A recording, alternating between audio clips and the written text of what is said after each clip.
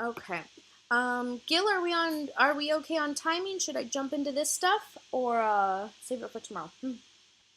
Nope, you're good on timing. Let's cover as much as we can for this particular segment.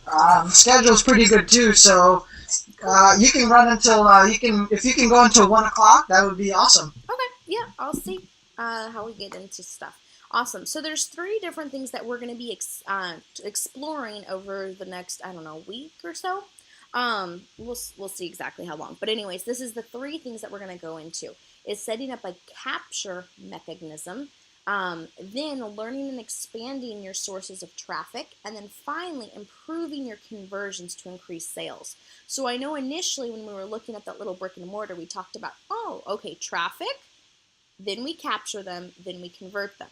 That's exactly the process. However, we're going to actually start with what we're capturing them with because it does no good to have traffic and have nowhere to capture them. So, although, in terms of customers, they go technically 2, 1, 3, we are going to set up on 1, 2, 3 because we need to have some place to gather all of the traffic that we're going to be sending. So, hopefully, that makes sense to you guys. So that's what we're going to be diving in and covering today is getting a sense of what your capture mechanism is. So instead of thinking capture as far as, ooh, you're being bad and capturing them, we want to flip that.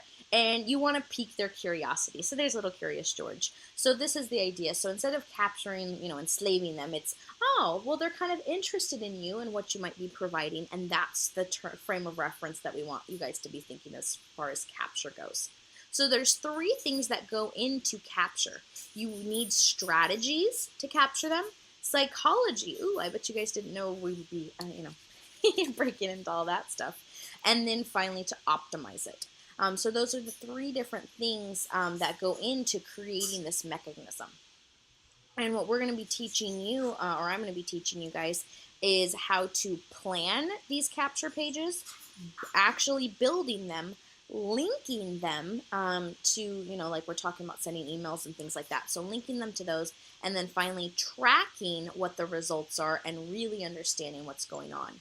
And here's the thing is this capture mechanism, since this is what they're initially going to see, this part is how you can get the most ROI for your marketing dollars. If you want to either save money on marketing or if you're spending $100 and getting, whatever results. Most people, okay, well, I can spend $1,000 and I'll make, $2,000, so I net 1,000. Okay. Well, if you're still spending $1,000, what if instead it can bring in $5,000? So now you're netting 4,000. So that's the idea. This capture part is where you can take your marketing dollars and really make them work for you. So very important with that. We also say, you want all of these things to be scalable. If whatever's working, it's going to work. And this is what we're going to dive into. So the three things that you need to be having for your capture mechanism. So your strategy and psychology go into what we're going to break down to called a lead magnet, a hook, and a call to action. So I'm going to be breaking each of those individually down, but those three terms are what equal what we call our opt-in rates. So these ideas are the people or the idea of getting them to walk through the door of your shop. So the capture part is letting them window shop, see what you're all about, and to actually get them to walk through the door of your shop, that's these things. So your lead magnet, your hook, and your call to action will equal how many people walk through the door of your shop if you're thinking brick and mortar. So this is how you want to think on the internet. So those are very important.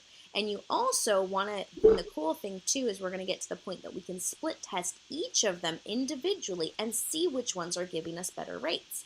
So if we're designing pages, maybe we'll change what the lead magnet is and leave everything else the same and see how that's doing.